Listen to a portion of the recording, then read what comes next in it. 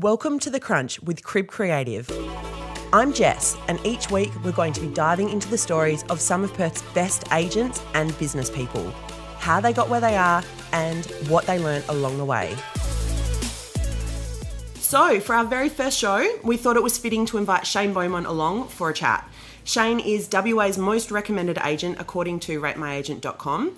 He was REWA's Rookie of the Year in the first year of his career in 2006, and since then has averaged more than one sale a week. And we've been keeping an eye on all the great things Shane has been doing lately, so I wanted to get to know a little bit more about where he came from. Welcome, Shane. Thanks for having me. You're very welcome. First podcast guest, how do you feel? Very excited, a lot of pressure. A little bit of pressure, we'll see how we go. So to get things kind of rolling, I wanted to know how you got started. I used to, when I went straight from school, I had a European passport, so I actually moved to England, played cricket, and would come back and basically do odd jobs here and there to get by, enough to make enough party money. And then I basically decided I was sick of going back and forward, so I actually went into a friend of mine, his dad was a manager at a glass company, and I applied just basically to be a trade assistant. And then I basically went to an estimating role. And then there was a sales role that came up, and I was told that my communication skills weren't good enough. I was too young. So I quit later that week. And a couple of friends of mine, one Brett Moyle and Sean Hughes actually were in real estate. And I guess they said good things about it, and I didn't really want a 9-to-5 job. So I went for a cadetship under a company called Beaumont, which I learned under the Genman-based system, which held me in good stead, and it was fantastic grounding or learning, and that's how it started. Okay, wow. So what happened to the cricket career? I wasn't good enough. Fair enough. And so when did you kind of decide that real estate was something, going from just a glass sales role, that real estate was your thing? I think the moment they told me that I wasn't good enough to do sales, and I'd love people. I was always loved dealing with all sorts of people. Even when I'd moved, I was in the UK. I was involved, whether it be coaching clinics, I guess you could say I was babysitting basically in the school holidays, but with cricket, and I really liked the interaction with adults, obviously coaching kids. So I knew that being in an office 9 to 5 was never going to be my thing. Mm-hmm. And real estate, given I went from year 12 straight over there, was no uni. I thought, well, how can I have a good lifestyle? And I guess reward for effort was something that was really important to me. I'm a hard worker and I have a good work ethic, so I thought, well, there's no better place. I think real estate's a very fair game. Mm-hmm. If you put a lot of work in, it can be very rewarding. Mm-hmm. The top achievers have the same amount of hours as the guys that don't mean much business. So I think it's something that's a very, very, probably the fairest industries you can be in. Yeah, absolutely. So from McMahon, where did you go? I went to Real Estate Champions till they shut their doors. So I was there for a couple of years. And then I opened my own office with a couple of, co-managers or co-owners. But I guess the demographic that I was working with and the vision I had probably wasn't in line with my business partner at that time, who was a fair bit older than me, was probably coming toward the end of his real estate career, whereas I felt mine was taking off. So I went and worked with One Residential with Michael Fazzati. The reason I went there was in the top awards, master sales people, what have you, most of the other award winners were all selling multi-million dollar properties. And there was some good synergy with Michael Fazzati because he was selling everyday properties, but we're both in the sort of 50 million category. And I thought, what better person to learn off to play the long game, because I came from a Genman system, which was, a lot of chasing, no attraction marketing. Okay. So that to me, to go somewhere and see someone reap the rewards of being in the game for 20 years, made me realise investing into marketing, playing the long game was where to go, whereas the chase, once you stop chasing, the business stops. Yeah. That scattergun approach. So I was lucky enough to work there, put in the hard yards, and it is hard to go back from writing, 800,000 in gross commission back to 400 because you stop chasing is a big decision, but it's something that's probably the best thing I ever did. Yeah. So Real Estate Champs, and then to Michael Fazzati. Champs is where Michael Keel, yeah. There's some other fantastic reps actually. It really was, at the time, it was winning top office quite a lot. The market was just taking a turn then, and I guess a lot of, I think that was when VPA, started to become really prominent. And a lot of agents, I guess, under that system, some went really well and some didn't. But most of those reps, from what I can see, are still out there. It's a really great bunch of guys, actually. Awesome. Couple of moves in there, but you've been with one resi for a long time now. 8 years now. Yep. Okay. Tell me about kind of your toughest time in real estate, or a time when you've failed even. Look, I fail every day. I guess the more you try, the more you throw yourself in, the more you fail. But that's where you learn. Regardless of what you're doing, whether it be sport, teaching, the more you fail, I think the quicker you learn. Probably the toughest challenge was my father passed away. Actually, trying to stay focused, and that, I guess, responsibility with clients. I struggled with. I'm a perfectionist as far as contact, what I want to do every day, and to actually, I suppose, be a son or be there for your family. Still have your clients don't know that what's going on. And I probably struggled for a while there. The responsibility of being the good son with the family, and also at the time being an owner of a business. Still be responsible to my clients, because my situation, sad as it was, it doesn't help when they're in their situation. They've employed me as their agent. What's going in the background is it's sad as it is. At the end of the day, I've got a responsibility to them, so I probably struggle with that. But I think I learnt a lot about myself through that process. And how did you get through it? Realising some of the decisions, I think, at that time, when you're just dealing with a lot of, emotional situations and clients, realising at that time, in 5 years from now, will this day or this conversation, this thing that's happened, will I be talking about it? And I can't remember any of those times. I think sometimes we get caught up on the little thing, thinking it's a massive issue. But I think if you pause and say in 5 years or 10 years' time, will it be a blip on the radar? Most of the time, you can probably say not. Death is, you remember that, but those little things that you're sort of worrying about or procrastinating with, they tend to not matter. The longer time proves, Yeah, absolutely. Along those same lines, I guess, where personal life, and professional life, how they kind of interchange. Real estate agent, you're working really long hours. I see your social media, getting home at 8 a.m, lots of nights, working weekends. How do you kind of balance that? I think one thing I will say is everyone wants to obviously do really well in real estate, and they want to have 20 listings or have 15 settlements a month. But I say be careful what you wish for, because you can't turn the tap off. You've got that many clients to be responsible for. They don't know what's happening in the background. If your dog's sick, you're going to the vet, you've got to take your children. I don't have children, but if you do have to go to their assembly, you've got to look at the responsibility of them doesn't end. So I'd say be careful what you wish for. Success is great, but it's not just rock up to the office, coffee, drive around, have a few meetings. It's long hours. Switching off is not easy. So that's one thing I can say. Okay. And when you are doing those long hours and working as hard as you do, what's motivating you? I think for me is the fact that I've got the long game in mind. And if I look at where I was at sort of even 2 or 3 years ago, what I was doing, to do that today wouldn't be getting where I need to be tomorrow. So just keep pushing. I'm lucky enough I've got a supportive group of friends, my partner, family. I can't imagine if I see a lot of, mothers in real estate, some amazing agents, female agents, and I don't know how they do it with kids' responsibilities, looking after a home, even single mothers, same thing. It just blows me away that they can do what they do. And it just means they're obviously fantastic with their time management, because we all have the same amount of hours in a day, and everyone you speak to has got, everyone says they're busy, but what I consider busy and what another agent considers busy, I'm sure are two different things. But we've all got the same amount of hours in a day. That's one thing I will say. Absolutely. You mentioned your long game. Care to share? Look, how do I put it? I think before you can, I guess, expand, you have to get things right, build the right foundation. So I will be opening an office, I would think, over the next 12 to 18 months in an area that I work a lot in, which is Gosnells. That's certainly on the radar.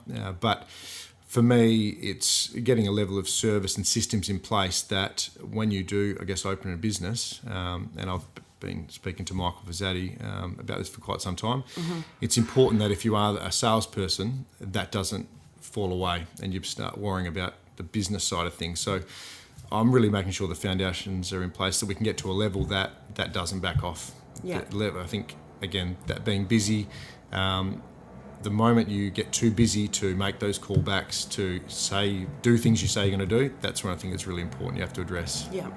And I guess on that note, why do you think people fail in real estate? And that, whether it be early days as rookies or, successful agents who do decide to go out on their own and open their own agency? The biggest thing I think with real estate agents is ego. I think they're afraid to fail. So they just keep doing what they used to do. Any business, whether it be taxis, hotels, whatever it may be, if you keep doing what you used to do, things are changing that quickly, it won't work. So I think they get into a rut of thinking we have to do this, and then they start, I guess, watching the dollar. They stop marketing themselves, stop doing the things that got them to that level. And I think that's where, I guess, warning signs come in, because you're not evolving. And it just changes so quickly. And if you don't invest into yourself, that's with training and business, mentoring. Like, I'm always at the gym, whether it be listening to music or listening to a podcast, Tom Panos, Lee Woodward, Matt Steinway, just listening to guys that have, I guess, got the runs on the board. They've played the long game, they've done all the hard work. And I think if you're not constantly trying to better yourself, and I think sometimes when people get into a business, they basically, that's where they come unstuck, because they stop doing those things because they're too busy. Yeah. Okay. Absolutely. If you could go back 10 years and give yourself a message, 10 years, 12, early Shane, rookie Shane, what would you say? I was only saying this, I had an interview with Tom Panos a couple of days ago, and if I had the same intensity and discipline with my prospecting as what I did in my first 2 years, I'd be 5 years more advanced than where I'm at now. Okay. But I think what happens is you get, I didn't know what, I guess, acceptable level was. So my first year I sold 72 properties. I think this person that came second sold 30. So all of a sudden you go, well, that's acceptable level. And then you start to attract people calling you because you've got past clients, and you stop making the calls because you're getting calls coming in, and it feels great. But the day you stop chasing, attraction's great, but you need to chase and keep, I guess, meeting more clients. That's when I hear people go, oh, they're great, it's fantastic that 80% of their clients repeat client. But that means they're not growing, they're not getting more. So you've got to, it's good to have fans and have that reliable business. But I would say, advice to myself back then, don't take the foot off the accelerator. Keep going. It's quite easy to do so. Just because you know you've got X amount of settlements or X amount of deals and you keep getting appraisals, if you don't get back on the phone, and phone's massive, people don't use it anymore, they hide behind keyboards or behind text. If you're not doing that and then you expect the business to come back, it simply won't. So I think you've got to look at that long game of, in 5 years' time, if I stop doing what I'm doing now, what will happen? I can tell you right now, they won't be calling you. Simple as that. In your kind of early days, did you have a mentor or someone that was kind of pushing you, or were you always very self-driven? I think the moment I was told that I wouldn't be good at sales, I'm someone, if you say you can't do it, I'll do it. It's a really good determination thing for me. So being told I couldn't be good at sales was probably the biggest blessing in disguise ever. Because I don't know if being challenged like that, and I guess the conflict of saying, well, you're not going to be good enough to do that.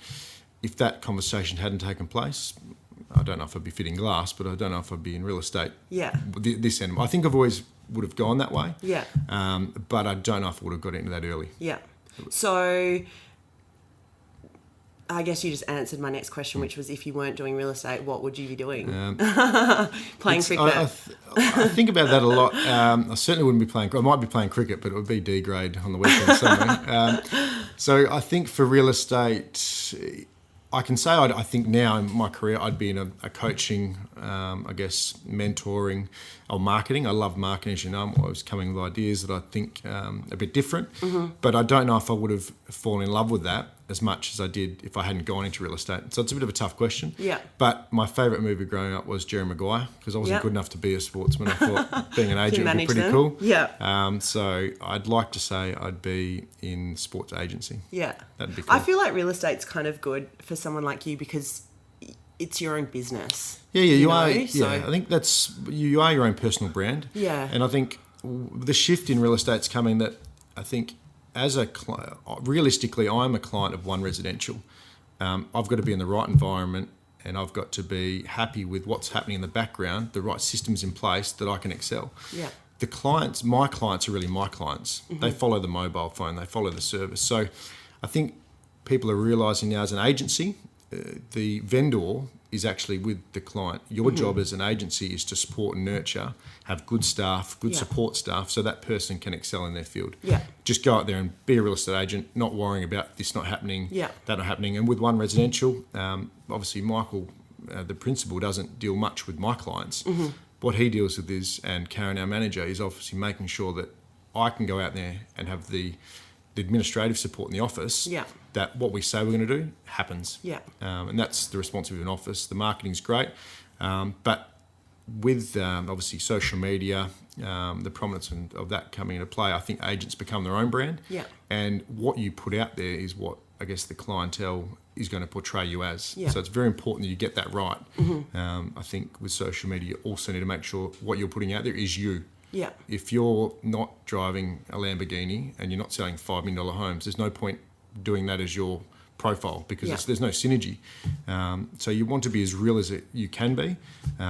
It's nice to have beautiful homes, but if you're not selling beautiful homes, get down and dirty. Do what you would actually do, and people expect you to be out in the field. Mm-hmm. That's not three-piece suits. That might be jeans and a polo, whatever it may be. But there's only one person that can be you, and that's you. So I think it's something really important with branding. Yeah. How do you... I guess, what do you consider your brand to be? My brand from the get-go, when I started with One Residential and went down the attraction route of finding clients. Mm-hmm. I wanted to be results, plain simple. I didn't want it to be, pardon the French, bullshit. Yeah. So I didn't want to have this, perception that what I was doing was all fancy and what have you, because what I do, it's not glamorous. I think people, they see results and they see numbers that you do and they think, oh, he just must have, just drive around, everything falls into place. It's not glamorous. Like, whether it be a photo shoot, I'm there making sure we're moving things because the tenant doesn't want to. I think on Facebook and social media, you don't see the crap times. All you see is the beautiful holidays and all this sort of stuff. But no one ever shows their worst day. Mm-hmm. I think that's fair to say. So, I'd like to think that people could say what you see is what you get. And that's why I did Lost Gosnells. I'm from Gosnells. My way of giving back to the community was how can I help small businesses or people reconnect? They haven't seen each other for 30 years. That doesn't cost a huge amount, but the experience for those people is something that wouldn't have happened, and that's good. So I think that's why I quite enjoy that type of thing. It's something like Lost Gosnells. Obviously, it's been embraced by the community. Do the guys chat about that offline? Like when you're around the community, do you hear? I get people I haven't met messaging me saying, "Hi Shane, you don't know me, but we'd love you to share this photo from when I was a kid." Now that's pretty cool. When I put it up, and I had one today, we put up about 10 o'clock last night, and I woke up, there's 17 comments. The person that from, I think it was the mid-50s, shop on Albany Highway, she goes, "Oh, that was my granddad's." Then the person that worked there was a servo that was actually the attendant in the 70s, said, "Oh, I used to work for your dad." To hear that sort of conversation is really cool. And it doesn't cost much, but it's about the memories for people sharing, in a community. Mm-hmm. There's 3,200 members now. It's pretty cool. Absolutely. Hopefully those kind of stories keep coming out. And how much attention do you pay to your competition? None. None? I can honestly say.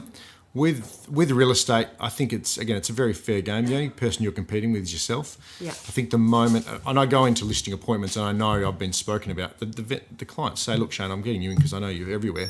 Yeah. Other agents spoke about you in an appointment. Now, their sole purpose is to go there, prove to that client why they're the person. Asking who you're getting in and saying things about that particular person, I just don't understand it. So much like golf, you're not actually playing against other players. It's you against the course. Real estate is exactly the same. Yeah. There is only yourself, I guess, to answer to. And if you're not getting the results, good chance it's the person in the mirror, not your office, not the area, not the market. We've all got the same amount of hours in the day. You can look in the mirror and you can honestly say that if you've had dollar productive activity, and left no stone unturned in finding that business, well, you can rest easy. But I think if you do something and don't give it your best crack, and then you start blaming, that's where a lot of people go off track. Yeah. So I certainly don't worry about my competition at all. I don't really have any, in my opinion, because I can only control what I control. Yeah, competing against yourself. Yeah, exactly right. Yeah. And in that regard, I guess, not paying attention to your competition, but other agents in Perth, is there anyone who you do look at who's doing things well, who you kind of... Oh, without a doubt. There's some agents, I guess, Daniel, I don't know Daniel, but I think for a guy like Daniel who Daniel Gonzalez? Yeah, Daniel Gonzalez. To do what he's done in a short space of time, he's obviously... He understands the game's changed so quickly, and he's embraced it. And I think he's done really, really well. And I mean, if you look on Rate My Agent, I'm sure you could probably see his reviews are supporting that. I look at, I guess that I think it's amazing. You know, people think it is a long game, but if you do the hard work, you can speed the process up. Shorten the game. If you're going to sell 5 properties a year, in 3 years' time, only 5 are going to sell again. But if you sell 30 or 40 and push hard, makes a big difference. So he's someone I think is doing exceptionally well. I also think, I'm friends with Sean Hughes. I think he's gone to the next phase where they're obviously opening businesses and employing people. And I think his marketing is someone that I think does really, really well. I think it's fantastic. It's consistent. A lot of people try and go, we'll go down this route, and then they stop 6 months later. So they're probably 2 people I guess I'm constantly looking at. But I think the new agents coming through, I feel sorry for an agent that's been around maybe 40 years. Because it'd just be hard to... you look at any child, if you give them an iPod, they'll work it. The game's changing so quickly, and if they're not embracing it because they say, oh, that's not what we do, I just can't imagine... It'll get away quickly. Yeah. Even the last 10 years, it's just incredible, the prominence of digital marketing, realestate.com, Rewa, all those things. It's just completely changed the game. That's what I've seen, definitely. Obviously, you're someone who's embracing digital technology across the board, whether it's the portals, the social media, whatever it is. What's something that you kind of come up against all the time, whether it's from clients or from other agents even, that you hear all the time that's maybe something everyone believes that you don't believe, that you disagree with? I think that the perception that video is all about the agent. I think it's important that you explain to your client that it's not just about the agent. It's about the property, putting the property in front of more people. Although the agent might be in it, it's not just... It'd be weird to just narrate a video and not have an introduction in. Some agents, especially probably more eastern states, they're more involved in the process. But a lot of that, if you look at the guys that are doing that, whether it be, say, Gavin Rubinstein, just for example, those properties, there's a lot of emotion involved with those properties, a lot of fear of missing out, enviable properties, cars. So it has a time and a place. For my particular marketplace, for me staring over a gazebo or a pool and looking out amongst a 600 square metre block is probably not that much synergy. But explaining to the family that may be looking at that, it's this close to the train station. It's just around the corner from this sports club. It's got a daycare just here. They're things that photos can't tell. So for me to be able to do that and also put it in front of a forum that, if you're on realestate.com, you're in the market you're buying. Video in a market that I work in, where half my buyers are first home buyers, they're not having to buy every day. They're not on those portals. They're not needing to purchase because they haven't sold anything. They don't need to move. So my only way of getting in front of them is to actually put it on those portals and then to go, no, that could work for us because we already live around the corner. Mum lives here. So that's not about me. That's about the property. And I think the moment that you start to creep into territory where any of your marketing is about you, not the property. The property's the star. You've got to be very careful because the owners will pick up on it, and you won't be able to convince them because it's clear as day. It's not about... They're not the star. The property's not the star. So that's something I think is an objection.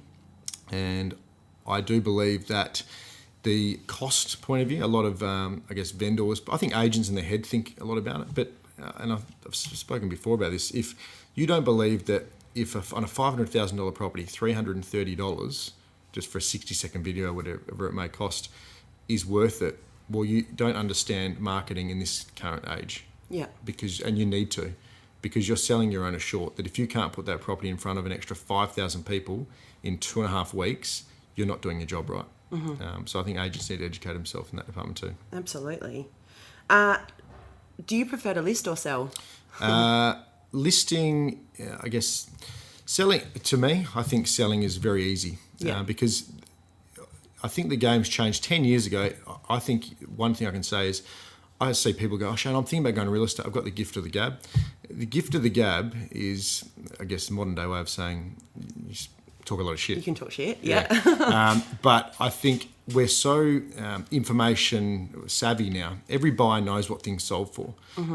If someone comes to me and wants to buy a motorbike, I'm not going to be able to sell them a caravan. I could be the best salesman in the world. So communication, reliability, saying you're going to do something and doing it are what a real modern day salesman is. You make it easy. The hard sell, it's gone because you can't bullshit anymore. Yeah. Everyone knows where it is. They know zoning, everything. They know the last 5 sales on that street. Yeah. So the modern day agent is purely a great communicator, trustworthy, reliable, and authentic. That's what I think is probably the best way to describe it. And I think that's probably my last question for you, which you've just answered, is how do your values show up in your work?